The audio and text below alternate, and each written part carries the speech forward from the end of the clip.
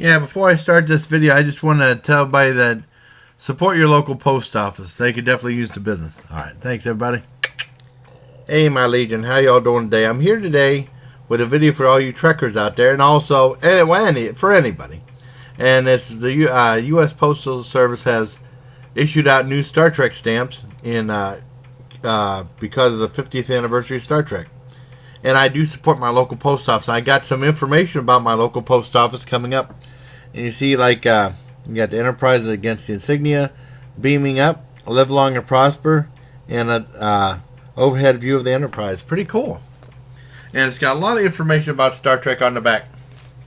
It says, with the intricate, futuristic setting, multicultural cast, and storylines that touched on social issues, Star Trek pushed past the boundaries of popular science fiction and became a worldwide phenomenon, debuting on September 8th, 1966, way before I was born, well, a couple years before I was born. The primetime television program's mission was to boldly go where no man has gone before. The idea for Star Trek came from the mind of writer and producer Gene Roddenberry, who began developing the series in the early 1960s. Centered on the interstellar voyages of USS Enterprise, the program starred Captain James Kirk, his intrepid crew, including helmsman Hikaru Sulu. I never knew that was his first name. That's cool. Chief Engineer Montgomery Scott. So I didn't know that the first names. And Spock. He don't have a first name, I guess. And pointy-eared, supremely logical half-alien officer who hailed from the planet Vulcan, Lieutenant Uhura. One of the first strong roles for an African-American woman in television history, and that's true, Nichelle Nichols. And Chief Medical Officer Leonard Bones McCoy. I never know whose first name was Leonard, because I married just Bones. Both eventually came on board. During its original run, Star Trek definitely combined action, adventure, drama, fantasy, and allegory. Episodes alluded to the Cold War, Vietnam, the popular explosion, the growing generation gap, and race relations. By the end of the 1960s, the show had become wildly popular. Fans often repeated quips heard on the program and performed the Vulcan salute, Spock's iconic hand gesture. Actually, in a way, that's a little bit false because it only had it did moderately well, and through syndication is when it really, really became popular. It was popular, but through syndication when it really went through the roof. And it said NBC canceled Star Trek after 3 seasons. That's still pretty good. But the show soon entered syndication. Its popularity exploded. That's when it really took off.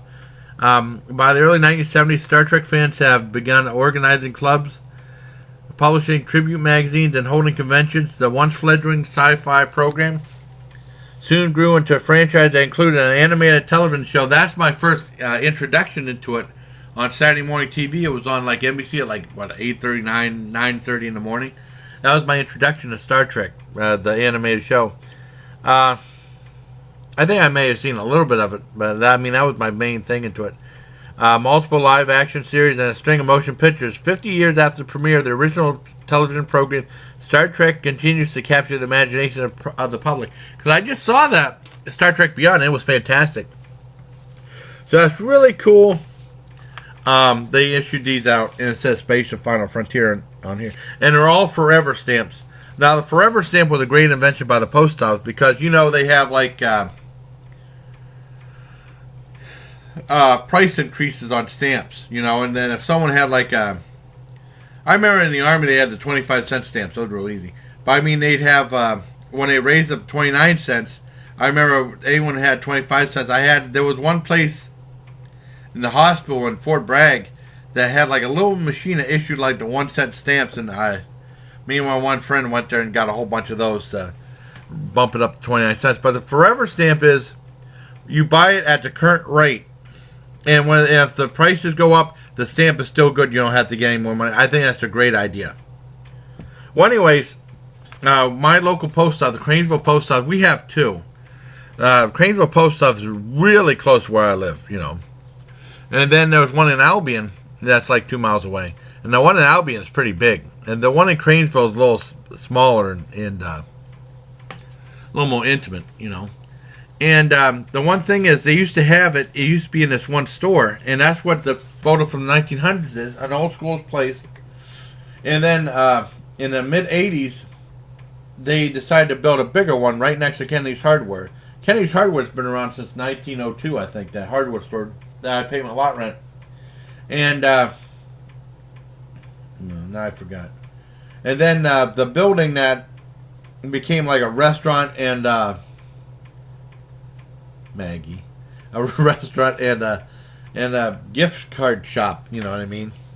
And then eventually the gift card shop failed and it just became a restaurant, and then the restaurants eventually closed down in like 2002, 2003. And then this guy bought the building back in 2014, I think, and was going to do like a thrift store. And then that was around for a year or so. And I talked to the guy. He said he didn't have time to open up, and he said he's going to open up in the winter. And then after that, I saw it all closed up. So that's my. I do support my post office. Now they had a thing. They were like a big line of post offices were set to close, and one of our post offices on the chopping block, and they had to analyze business and stuff like that. You know, corporate BS.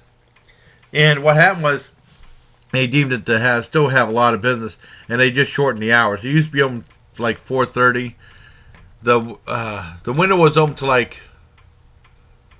It was open like 4:30, and the window was open like 4 o'clock. Then they shortened to like 4 o'clock, and the window was open like 3:45 and stuff like that.